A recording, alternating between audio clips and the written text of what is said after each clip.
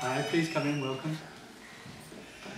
Okay, my name's Martin Francis. I'm the chair of Brendan Harrow Palestine Solidarity Campaign. Welcome to this meeting. We have invited councillors, I can see there's one councillor here, because some of our meeting is taken up with discussing a particular issue in Brent and in the West London Waste Authority, but we'll also be looking at more general issues about human rights in the occupied territories. Just to introduce you to the Palestine Solidarity Campaign, we have a perspective which is a positive one, working to ensure that the freedoms enjoyed by people throughout the world are not denied to the people of Palestine. We seek to build a movement where all those who join us are in support of our core demands. We want to create a world free of occupation, free of racism, and where human rights are all protected. Any expression of racism or intolerance or attempts to deny or minimise the Holocaust have no place in our movement. Okay, we've got 3 speakers tonight, and I have to give apologies for Rafif Ziada, who, apart from family commitments, is also completing, I think, probably against deadlines, her PhD. So she can't make it here tonight, but she sends her apologies. Our first speaker is Michael Diaz, who's European coordinator of the BDS, that means Boycott, Divestment and Sanctions National Committee. Over to you. Thanks very much, Martin, and thanks very much to the organisers and Brendan Harrow PSC for inviting me this evening. It's fantastic to have the opportunity to contribute to this campaign, which I think is a really important one. My name's Michael. I'm the coordinator in Europe with the Palestinian BDS National Committee, which is really the broadest Palestinian civil society coalition and is made up of Palestinian trade unions and NGOs and political parties, and works to lead and coordinate the efforts of the global BDS movement. And I think we'll discuss the BDS movement more generally shortly. So, Veolia, as we know, is a huge French multinational company with over 300,000 employees in 70 countries. In the UK, we know it as a company that collects our rubbish, processes our recycling, and maintains our parks and so on. In Palestine, however, Veolia maintains infrastructure projects for the benefit of illegal Israeli settlements in occupied Palestinian territory. It operates a light rail service that collects illegal settlements with West Jerusalem. It operates a landfill site in an illegal settlement. And it operates bus services that are for the sole use of Israeli settlers living illegally in occupied Palestinian territory. But before we go into too much detail about the precise role that Veolia is playing in Israeli violations of international law, I think it's useful just to say a few quick words about the context in which Veolia is operating. In a nutshell, in the West Bank, Israel wishes to control as much of the land of historic Palestine as possible and ensure that there is as few Palestinians on that land as possible. For Palestinians living in the occupied West Bank, this means 2 things: forced displacement and the colonisation of Palestinian lands and resources. The Israeli Coalition Against House Demolitions estimates that 25,000 houses have been demolished in the occupied Palestinian territory since 1967. But I think we have to see this as an ongoing process that's ongoing even today. A Palestinian organisation called the Displacement Working Group produces weekly reports on forced displacement in the occupied territory. Last week alone, 29 people in the Jericho district were made homeless when their houses were demolished by the Israeli military. The total number of people displaced this year has now passed 1,000, and the number facing imminent eviction has now reached 3,000.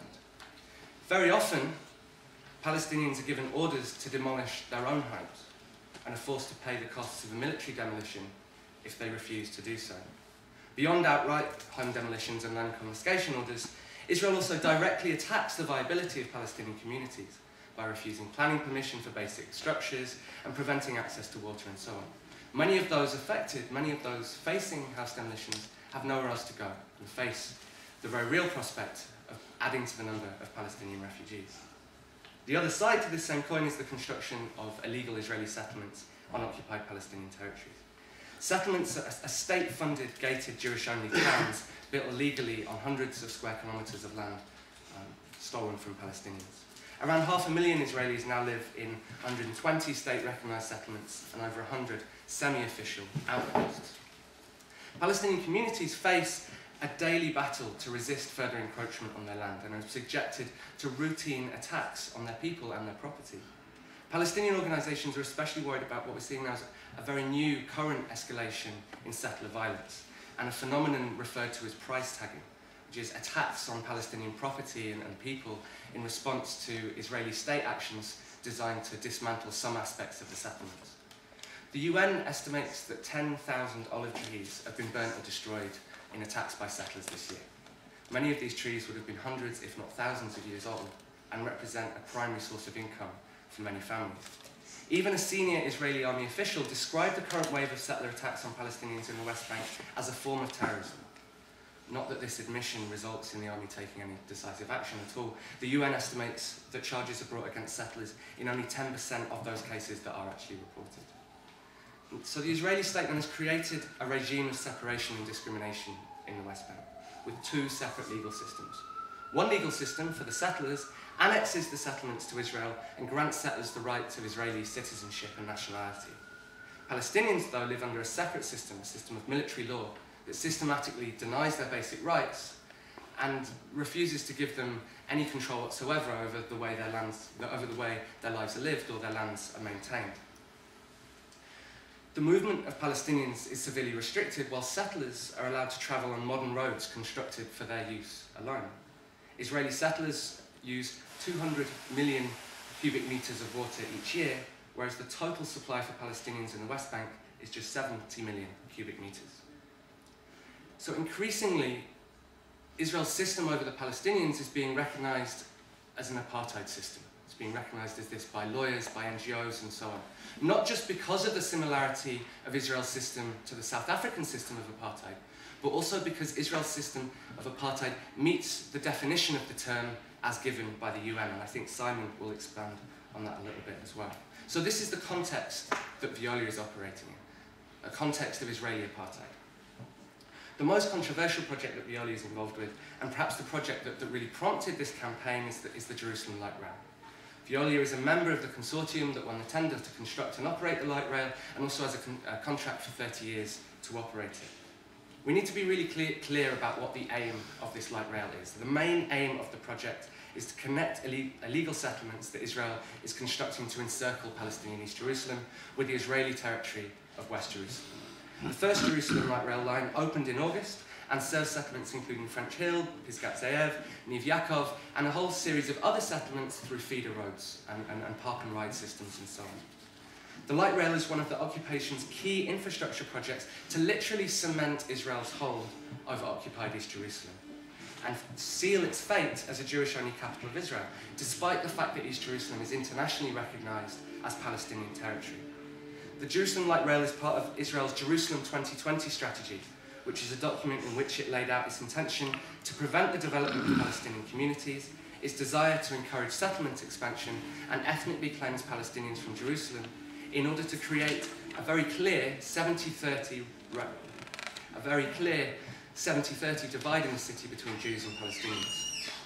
The Israeli government recently announced steps to step up its settlement expansion in East Jerusalem. So beyond the route of the line itself, there are also some other aspects of the construction and operation of the line that have caused concerns. The first among these is the discriminatory job adverts that Veolia was putting out for drivers of the light rail. Part of the system of control inside Israel is disallowing Palestinians from taking the jobs that Jewish national citizens are able to take. And one of the ways that Israeli companies often do this is by stipulating in job adverts that in order to work for this company, you have to have served a minimum number of years in the Israeli Defense Forces. Now, of course, Palestinians aren't able to serve in the IDF. So when Veolia made this stipulation in its job advert, it joined all of those other Israeli companies in being complicit in the two-tier system that Israel's trying to implement inside Israel and in the West Bank. The second is the land theft that was involved in the construction of the line itself. In 2001, notice was given to confiscate 15,000 square metres of Palestinian land. And an independent journalist was speaking to one family recently, and they confirmed that 2,000 square metres of their land, virtually all of their land, had been confiscated so that a parking lot could be built for a nearby JLR station. The Civic Coalition for Defending the Rights of Palestinians in Jerusalem, which is a key Palestinian organisation pushing this campaign forward, has also written extensively about the secondary impacts that the light rail is having in Palestinian communities in East Jerusalem. For example, where the light rail, in Israeli areas, where the light rail runs up roads, the roads have been expanded to make room for the light rail. In the Palestinian neighbourhoods, this expansion hasn't taken place, which has made the roads even more congested and taken business away from local businesses in the area. We need to also be clear that Veolia's involvement in the JLR is nowhere near coming to an end. Veolia has tried to make a lot of its plans, its announced plans, to pull out of the Jerusalem Light Rail and sell its shares in the consortium to an Israeli company called Egged. However, the transfer of these shares, for reasons I'll explain shortly, are taking place over 5 years. So Veolia will continue to profit from its complicity with Israeli violations of international law over that period. And also this transfer is subject to a number of legal challenges from other Israeli companies. And there's no guarantee whatsoever that Veolia will exit its project. And there's also been concerns raised that even when it's no longer a member of the consortium, it will have to continue partnering with the system because the system uses its technology and its methods and so on. Perhaps most shamefully, as well as announcing plans to get out, Veolia has also tried to whitewash its involvement. It's tried to speak of the rail as a light rail of peace. But we need to remember that JLR is a critical infrastructure project that's allowing the further colonisation of Palestinian land, ensuring that the settlements become a permanent fixture in occupied Palestinian territory. So that's the JLR, and the second project that Veolia is involved with is these buses. And the buses were splashed onto our news screens recently by the very brave freedom risers. But for those of you who don't know about the buses, Veolia runs buses on two Israeli-only so-called apartheid roads, roads number 443 and 436.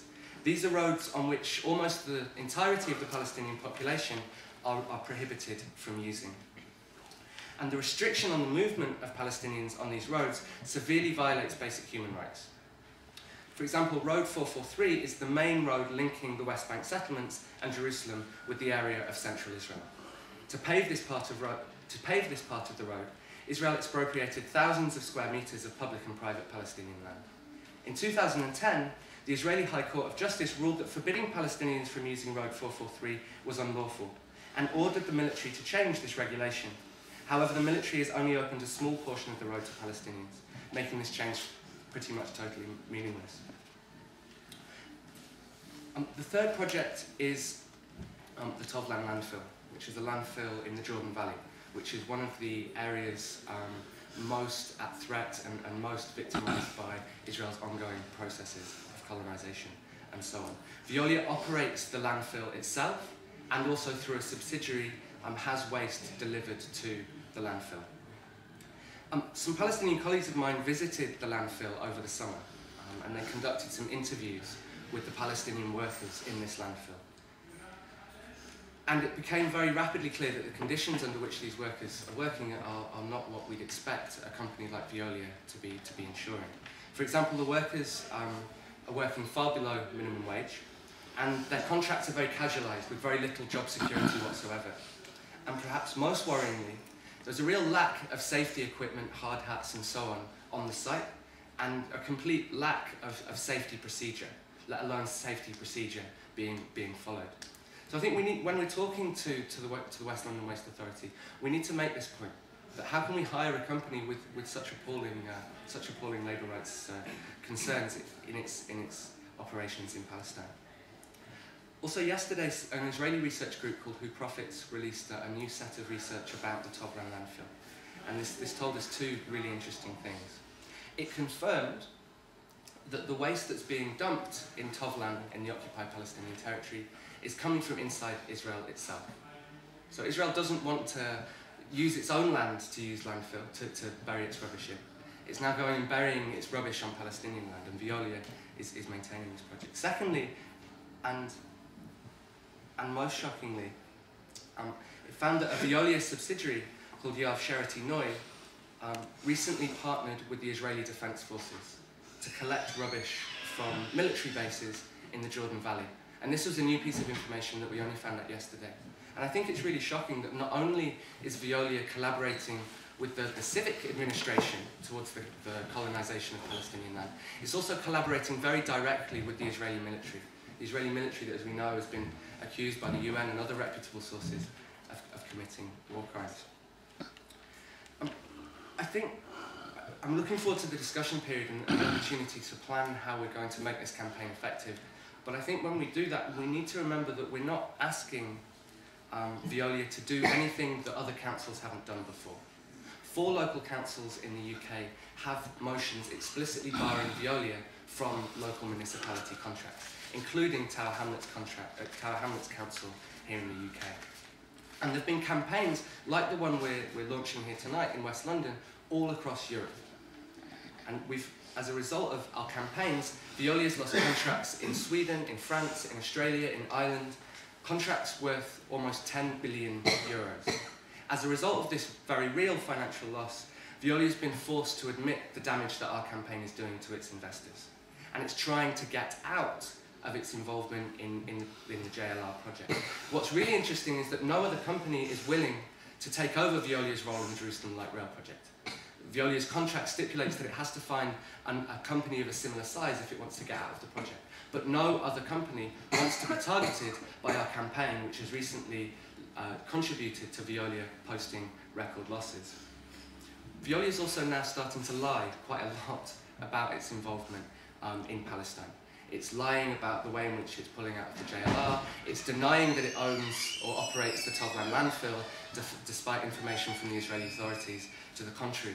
And it's very interesting. I was speaking to some activists in New Zealand, and I looked at the response that they got from Veolia, or the response that a local council there got from Veolia. It was the very same lies, told using the very same words, as we see time and time again here in the UK. Veolia has announced that it intends to pull out of between 35 and 45 countries, and it will announce on December 6th which countries it will pull out of. And there's a very real possibility that Veolia will pull out of Palestine entirely. But we need to remember that even if we get this big flashy announcement on December 6th that Veolia is pulling out of Palestine, that the campaign has to continue. And the campaign has to continue at a very minimum until Veolia has ended its complicity with all of Israel's violations of international law in the West Bank. So I think looking at the way in which looking at the losses that we've inflicted on Veolia, and looking at the way in which it's reacted, I think we can safely say that we're raising in a really concrete way the price of complicity, the price of corporate complicity with Israeli violations of international law. We're changing attitudes within the corporate world about what it means to do business in the occupied territories. Palestinian organisations and Israeli organisations involved with these corporate complicity aspects get emails regularly from businesses unsure of what they have to do in order to avoid the boycott, in order to avoid being targeted in the way that Veolia is. And also, we have to remember that Israel's system of apartheid relies on companies like Veolia from supporting it. And by making it harder for Veolia and other companies to do this, we're making Israel's job harder as well. How much more time do we have? You've got a few minutes. A few minutes? Yeah. Okay, cool. So I'll just talk very quickly then about how this fits in with the broader Palestinian-led movement for boycott, divestment and sanctions. So the Palestinian analysis is that negotiations haven't just failed to bring justice for the Palestinians, they failed even to bring to an end or decelerate Israel's colonisation of Palestinian land with violations of international law. They failed to prevent the slaughter in Gaza in 08-09, they failed to prevent the attack on the Freedom Flotilla, and so on. Far from holding Israel accountable, most states in the global north contribute and are deeply complicit with Israeli violations of international law. So in response to this, Palestinian civil society called for boycott, divestment and sanctions to pressure Israel to comply with international law and to change the nature of the debate within inside Israel. What's especially significant about this call from 2005 is that it was endorsed by the whole of Palestinian civil society, those in the West Bank and Gaza, those representing the majority of Palestinians, the Palestinian refugees, and those organisations representing Palestinian citizens of Israel. Because the demands of the BDS call are based on international law, and because it's been endorsed by such a wide section of Palestinian civil society, the call has received wide support. It's been endorsed by both mainstream and radical political parties, NGOs, faith groups, trade unions, and including the Trade Union Congress here in the UK. And this support has been matched with concrete successes as well. So we've seen the success of the Veolia campaign. We've also, for a couple of other examples, a hugely successful campaign around Elbit Systems, an Israeli military company involved in the construction of the wall. We've persuaded more than a dozen financial institutions in Europe to sell their shares in Elbit, including the Norwegian government. Perhaps one of the most visible forms of BDS is the cultural boycott. We've had names like Snoop Dogg, the Pixies, Elvis Costello, Klaxons, withdrawing, refusing to play in Israel as a result of pressure from our movement. These cancellations have a really big impact inside Israel. If you have tickets to go and see, if you're a young Israeli and you have tickets to go and see your favourite rock band, the Pixies, and they pull out, and you get offered to go and see Elton John instead, that really forces you to confront issues relating to the denial of Palestinian rights. And we're beginning to see the impact that this is having inside Israel itself. Towards the end of last year, a whole host of Israeli notables, more than 100, signed a call to boycott a college in an illegal Israeli settlement. Leaders from the Israeli Labour Party have made calls in the Knesset for a change of policy in response to the BDS movement. And some of Israel's leading business partners, some of Israel's leading businessmen have set up their own peace initiative to try and counteract the impact of the BDS movement. So there's a very real fear within Israel that Israel is becoming a pariah state in the way that South Africa once was. And while the calls for change from Israeli elites don't exactly match what we're asking for, it shows the potential of the BDS movement to create the kind of change that we're hoping for. I think we also need to be aware when we're building this campaign the context that we're operating in as well. We've seen the Arab Spring, and we've also seen in this country a very real upturn in the rise of struggle and resistance to cuts. And I think we need to think how we can ground our own movement of solidarity with the Palestinians as part of this broader movement. And I'd like to just finish by reading a statement from the Palestinian BDS National Committee, which is titled, "Occupy Wall Street, Not Palestine. Palestinians too are part of the world's 99%. Our aspirations overlap, our struggles converge. Our oppressors, whether greedy corporations or military occupations, are united in profiting from wars, from pillage, from environmental destruction, repression and impoverishment. We must unite. We must unite in our common quest for freedoms, for equal rights, for social and economic justice, environmental sanity and world peace. We can no longer afford to be splintered and divided. We can no longer ignore our obligations to join hands in the struggle against wars and corporate exploitation, and for a human-friendly world community, not a profit-maximising jungle." So I'll leave it there, and I hope people have some questions.